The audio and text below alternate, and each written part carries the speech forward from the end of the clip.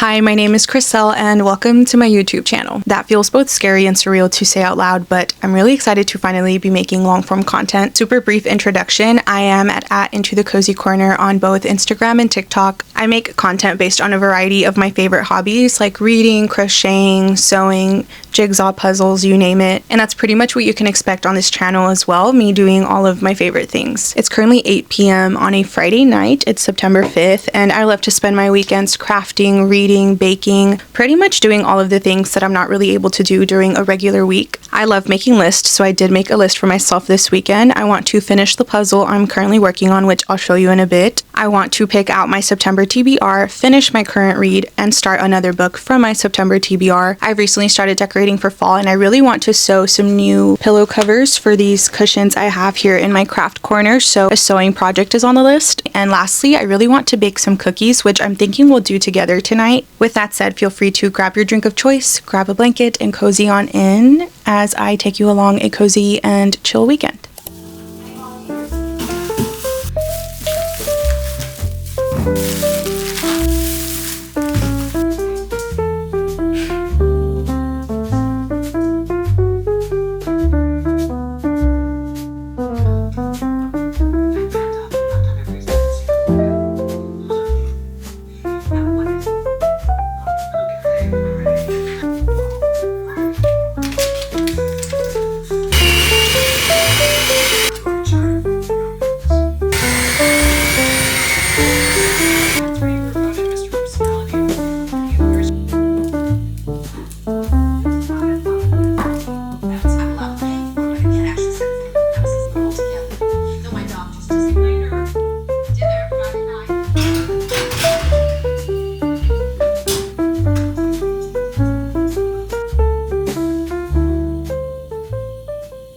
All of the cookies are finally done being baked. It took a lot longer than I was expecting, so I won't be eating much of these until tomorrow. I did try them, and the Kinder chocolate was definitely the right move because they're so delicious. It gave it like the perfect little kick. Super random, but I finally got to use this Charlie Brown oven mitt that I recently sewed specifically for fall baking, and it made me so happy to finally be able to use it. I'm just about ready for bed, but I decided to do a face mask, which I currently have on. And while it dries, I'm going to do some work on my current puzzle, which is this one from Gallison called Perfect Market Day. I get a lot of questions on where I get my puzzles, and my two go-to brands that I absolutely love are Gallison and New York Puzzle Co. This one specifically I found at Home Goods, which I was very excited about because normally during like the fall and winter seasons, I'll go to TJ Maxx and Marshalls and try to find this brand specifically because they usually always have them. For some reason, I wasn't having any luck this year until I took a trip to Home Goods and I found this one. Once I wash off my face mask, I'm going to pick up my current read, which is All the Dangerous Things. I recently read my first book by this author about 2 weeks ago, A Flicker in the Dark, and I really enjoyed it. I finished it in less than 24 hours. I'm only about 6 or 7 chapters into the book so far. I'm reading it on my Kindle. I think on here it says I'm about 10% of the way in, but I'm already really enjoying it. I love that this author wastes no time hooking you. I also really want to talk about this book with you all. I finished it about 2 nights ago. It's called Spectacular Things. I had heard that this book is similar to other books I've loved, like Beartown, which is my favorite series ever,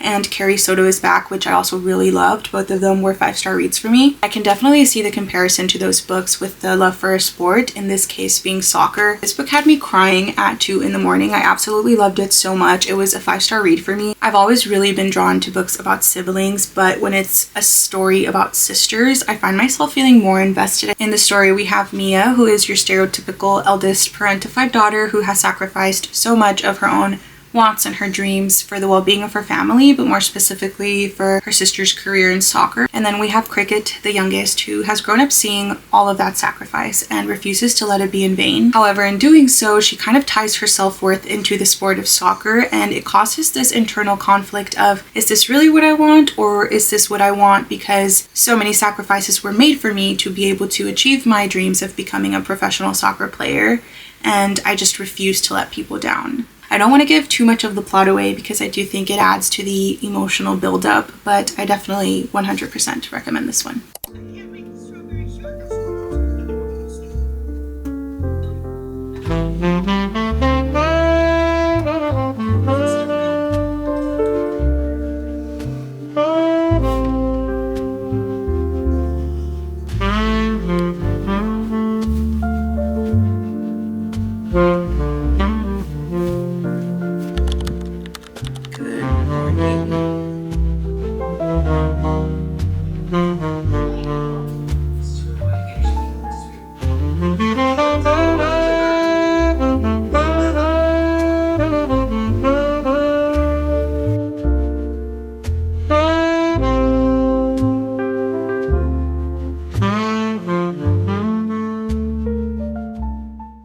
It's currently 9 p.m. on Saturday night. The entire day has kind of passed me by in a blur and I haven't done too much of anything. I spent the early afternoon watching Grey's Anatomy with my sister. We were watching season 15. I don't know the specific episode number or numbers because we watched several, but they're the episodes where Jo goes to Pittsburgh to meet her mom, and we kind of see that play out and the aftermath and kind of how it affects her. My sister has watched, I think, the first 7 seasons of Grey's Anatomy. She does like the show, but I think because it's so long, she puts off continuing to watch it.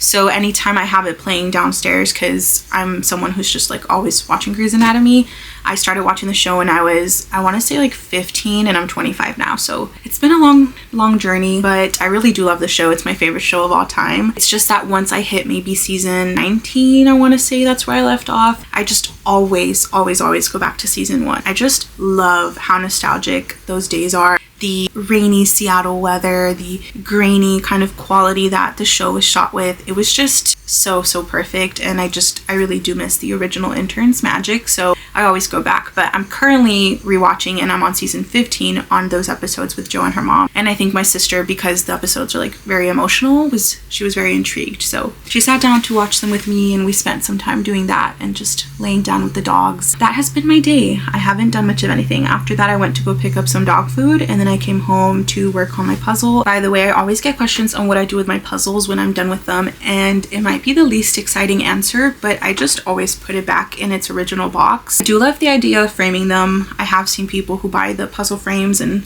display them on their walls, and I think that's a great option. I just don't really see myself personally doing that. I think if I had a room with a ton of wall space, I probably would, but for now they're just going back into their original boxes.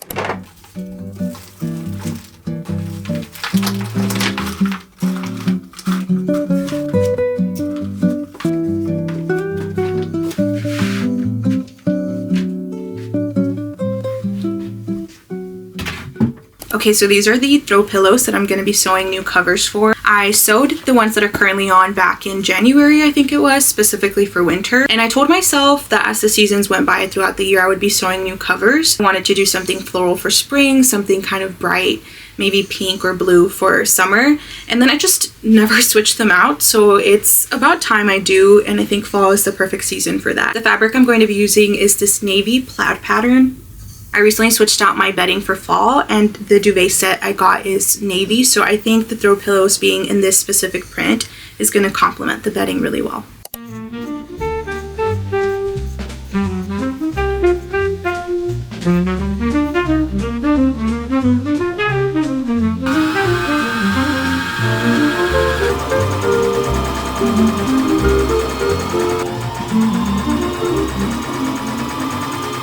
So I'm sitting here jamming out to Man's Best Friend, sewing, having a great time, when all of a sudden every single light in my room goes out, including the light on my machine and my machine completely. Tell me why I didn't realize there is a literal thunderstorm happening outside my window, and it has been going on for like 30 to 40 minutes. Worst part about this is my cordless lamp is about to give out on me, and I have 9% of battery on my phone. So I guess the night has come to an end sewing wise. I'm gonna get in my pajamas and I'm gonna wash my face and go to bed.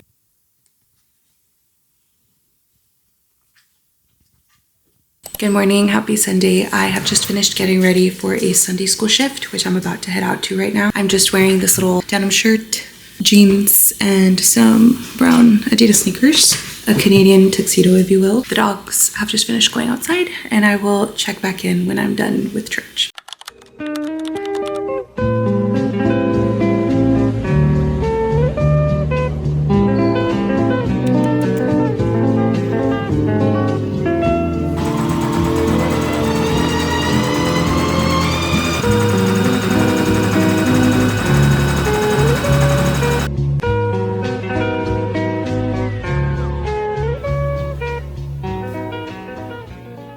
The throw pillow covers are finally done, and I really like how they came out. Last night I was starting to kind of second guess the fabric, but in the light of day I really do like the way that it looks in this little corner. Last night when the power went out, I grabbed my Kindle, which was fully charged, and I am now 31% into All the Dangerous Things. The book follows Isabel, whose 18-month-old son Mason was taken from his room one night when they were all sleeping, and 1 year later, which is when the story starts, she's having a really hard time sleeping, and she's having an even more difficult time trying to accept what the police police are telling her, which is that the probability of Mason being alive is very, very low. She's making public appearances, talking to true crime fans, trying to just keep the story out there so that people keep looking. On a flight home from one of these appearances, she sits next to a guy who just so happens to have his own podcast based on true crime. I'm at the part where she takes him up on the offer, and the story is in the present timeline, a year after her son was taken, but it's also going back to the past, to her childhood. Based on the synopsis, it does seem like her past is going to play a role in kind of figuring out what happened to her son, so I am very excited to keep reading. I recently asked you all to send in some questions for a little get to know me section in this video, so we're going to answer some of those. We're going to start off with one of the most basic, which is kind of interesting because my name is kind of in my bio,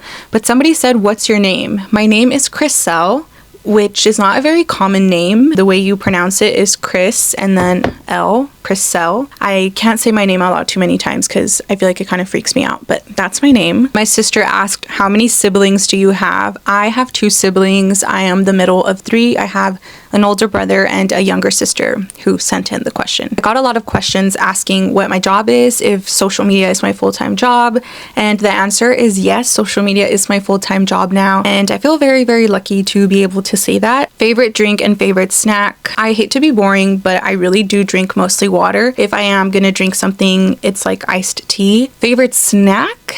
I am a chipaholic. I love chips. That is like my #1 weakness. Are there any hobbies you want to try but haven't? I think there are. I really want to learn how to play the piano. Growing up, it was something I always wanted to try and I never did. I was gonna make that a goal for 2025, but I decided to save it for 2026, 2027, just because I think first I want to master the hobbies I already have. For example, knitting. I know how to knit scarves, but that's it. That's the extent of my knitting capabilities. So I really want to master crochet and sewing before diving into anything new. Top 5 books of all time. How dare you ask me that? That one is very hard. The Winners is my favorite book of all time, so that has to be up there. It's the 3rd book in the Beartown series. Little Women, adore that book. The 2019 adaptation is everything to me. The Perks of Being a Wallflower has to be up there too. I first saw the movie when I was, I think, 14. I was in middle school when the movie came out, and it was like life-changing. Even now when I watch it, I still feel like I'm 14. I don't know how to explain it, but it's very nostalgic to me. So that one has to be up there. Tuesdays with Morrie is a book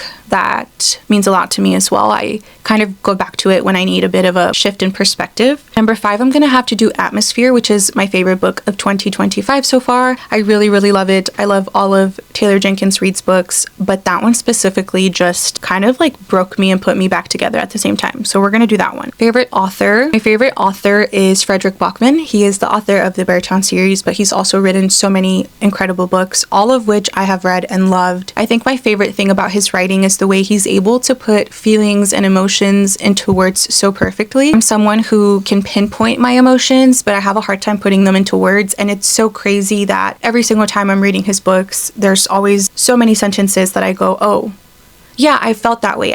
I didn't know it could be worded in that way. How old are you? I am 25 years old. I will be 26 in January. What's your favorite season? I used to say my favorite season was winter, and I really do think if I lived somewhere where winter was an actual thing, it would be winter, but I live in Texas, so winter is kind of just summer adjacent with random cold fronts that disappear within 3 days. So I think because of where I live, it would have to be fall now. Are you a salty or sweet snack type of person? I definitely lean towards the salty snacks. I do have a bit of a sweet tooth. You know, I do eat chocolate chip cookies and all that stuff, but I find that I can't eat too much of it or it just becomes way too sweet. Whereas with salty things, I don't have that issue. What was the first hobby you picked up? Technically, the first hobby I picked up was reading. I've always been a reader ever since I learned how to read. It's always just been a part of my life. Because of that, I don't even consider it a hobby at this point. It's just kind of like a part of my life. I'd say the very first hobby I picked up was cross stitch. I learned how to cross stitch when I was 8. My great grandmother taught me, gave me a few lessons, and I would sit and cross stitch with her, but I didn't stick with it. At 8 years old, I was always poking myself. I remember this one time I was sitting on her bed, just like cross stitching, and I was like, oh, I'm done. I want it to be done so fast so I could go play outside. And when I lifted my hoop with my fabric, the whole bedspread came up because I just sewed it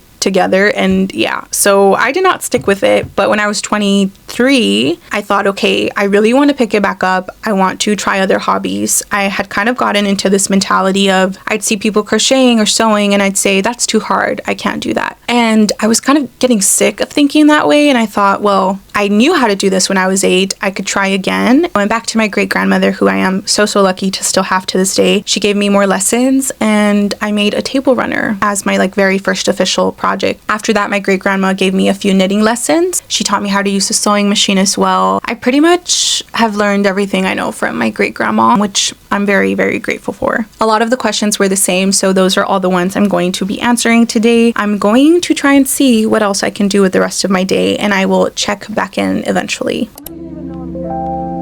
Never a way to resolve conflict, but we need to make space for them to express how they feel. Checking in a lot later, it's almost 10 o'clock. I ended up going to go watch Freakier Friday with my sister at the movie theater. I had been wanting to watch it for weeks. I was seeing that it was getting really good ratings and reviews. I think if you are a fan of the original Freaky Friday, you'll most likely like this one. I laughed, I cried, I reminisced. It was just a really, really fun time overall. Before the vlog ends, I really want to share with you all the books that I have landed on for September. I'm currently reading and enjoying All the Dangerous Things, which we've already covered. Next book I want to read in September is The Busybody Book Club by Freya Sampson. I love, and adore this author so much. Every single book of hers just gives me the warmest and coziest feeling inside. There's always a sense of community, and at the heart of all the books is the found family trope, which is my favorite trope of all time. Anytime a book has that, I know it's either gonna make me cry or it's just gonna be one of my favorite books of all time. After that, I want to read A Witch's Guide to Magical Innkeeping from the author of The Very Secret Society of Irregular Witches, which I have heard great things about. This one I've heard is very, very cozy, and I think because it has magic and it's witchy related, it will be perfect for the month of September. The next book is Favorite Daughter, which is in the domestic fiction genre, and I want to say the dark comedy genre. I think I mentioned it when I was talking about Spectacular Things, but I love reading books about sisters, and these two in this specific book actually don't know that they're sisters, and I think that's going to make the plot very, very interesting. And lastly, if I have enough time, I really want to read The Heartbreak Hotel. One of my friends, Larissa, who is fire-breathing book queen and has an incredible account that I highly recommend following, she loved this book, and her book recs never let me down, so really excited to read this one. It's set in a bed and breakfast, I want to say, and the cover screams fall. Thank you guys so much for watching and for spending the weekend with me. I feel like every single weekend I tell myself, oh, I'm gonna do this and that. And I don't end up doing much, but I still somehow get certain things in that make me very happy. This weekend, I think, was a good mixture of that and also socializing and kind of spending time with my family and my dogs, which mean the world to me. Let me know what books you all are reading, what cozy hobbies you're getting into this month, projects that you're starting, working on, finishing up, you name it. I want to know it all. But yeah, thank you so much for watching, and I will see you next time.